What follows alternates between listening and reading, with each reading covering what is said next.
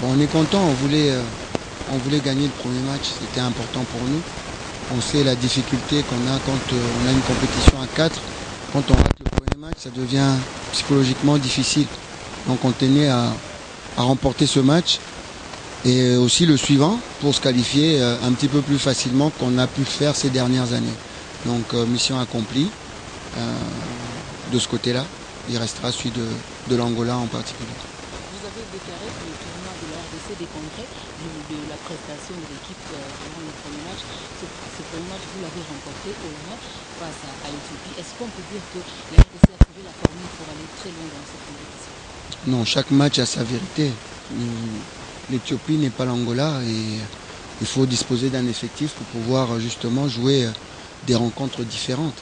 La rencontre contre l'Angola sera différente. Peut-être que l'équipe sur le terrain sera modifiée aussi.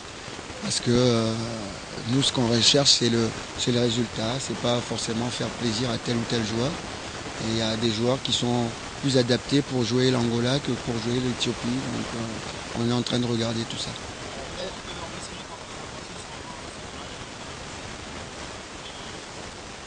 Deux matchs ne se ressemblent pas. Si vous me dites aujourd'hui qu'on va gagner tous nos matchs 3-0, je signe des deux mains et des deux pieds. Mais voilà, il faut rester lucide. Il faut travailler sérieusement. Oublier ce match de l'Éthiopie et puis penser à l'adversaire. Il n'y a pas si longtemps, on a joué l'Angola et ils nous ont posé énormément de difficultés. Dans cette équipe que vous avez vue hier, qui n'était pas mauvaise, il manquait les deux meilleurs joueurs de l'Angola qui vont rentrer contre nous. Donc ce sont deux attaquants très très forts et qui n'étaient pas là. Ils vont jouer contre nous, donc c'est une autre paire de manches. Mais voilà, on a le mental et l'envie surtout de nous qualifier de belle façon, sans pouvoir jouer un troisième match encore au couteau. Hier, il y a qui s'est ressenti de quelque chose. C'est pour ça qu'on l'a sorti pour le préserver un peu. Et puis là, la même chose, Munganga qui était un petit peu sur la corde raide avec un carton jaune. On l'a sorti tout de suite, voyant que l'arbitre sifflait toutes les fautes et il était apte aussi à donner des cartons. Mais sinon, à part ça, ça va. Lequel de vos joueurs n'a pas répondu à vos attentes? Non, je vais faire le débriefing sur mes joueurs, mais globalement, je crois qu'on a été bon tactiquement. Il y a eu quelques ratés techniques parce que vous avez vu le terrain pour contrôler le ballon, c'était compliqué et le terrain était trempé. Mais tactiquement, quand vous marquez 3 buts et vous n'en encaissez pas, c'est que vous avez bien répondu au schéma tactique et puis à la bataille tactique que vous a imposé l'adversaire. Mais maintenant, le top et le flop, je crois qu'il y a des joueurs qui se sont bien distingués, d'autres qui ont été un peu moins bien, mais globalement, le groupe était bien et je préfère pas dire le top et le flop.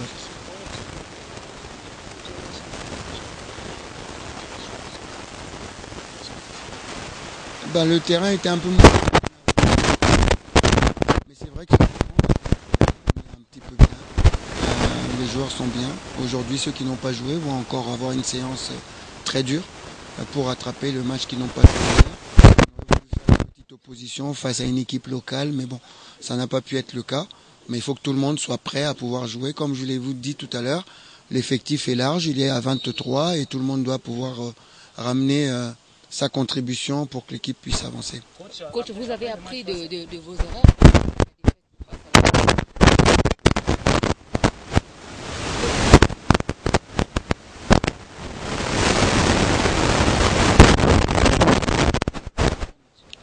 Je sais que ça sera costaud. L'équipe d'Angola joue avec deux latéraux qui ont vraiment une bonne qualité dans leur jeu, une puissance offensive assez forte. Hier, en première mi-temps, vous avez vu, les Camerounais les ont bloqués, donc il n'y a pas eu énormément d'animation pour les Angolais. Mais en deuxième mi-temps, quand ils se sont libérés, vous avez vu une toute autre équipe. Ensuite, il y a celui qui a le numéro 7, qui nous a marqué un but d'ailleurs, qui est vraiment celui dont supporte l'Angola. Et puis les deux attaquants, vous n'avez pas vu. Très très fort, des joueurs que n'importe quel club aimerait avoir, notamment Papel. Au match contre eux, on a eu un joueur qui a pu le museler jouer parce que physiquement il est très fort, c'est Issama qu'on n'a pas aujourd'hui. Mais voilà, on connaît les points forts de l'Angola, nous d'être suffisamment forts pour nous adapter et pour les contrer et marquer aussi. Parce qu'en Angola, on avait fait un très très bon match aussi. On avait fait un très très bon match et voilà, j'en dirai pas plus. On est en Afrique, il y a certains aléas qu'on ne peut pas. Meshach et Luvumbu ont été convoqués juste après le match au contrôle doping. Quel a été dans le Ça, je ne peux pas vous le dire. Vous le saurez à travers la presse. Même moi, je le saurai qu'à travers la presse. Vous avez joué presque à la maison. Est-ce que cela a été déterminant dans le résultat des enfants? Oui, notre public, il est bien. Il est bien, mais vous connaissez aussi notre public. Hein. Notre public est content quand vous marquez des buts. Quand vous ne marquez pas, comme on était au début en deuxième mi-temps, parce que c'était un match très tactique, on n'entend pas le public. Donc voilà. Il nous a aidés, c'est bien, tant mieux. Et on espère qu'il nous aidera aussi contre l'Angola. On ne change pas l'équipe qui gagne, c'est la même équipe que vous allez jouer contre l'Angola? Non, je l'ai dit tout à l'heure, moi je ne réfléchis pas comme ça. J'ai 23 joueurs à ma disposition.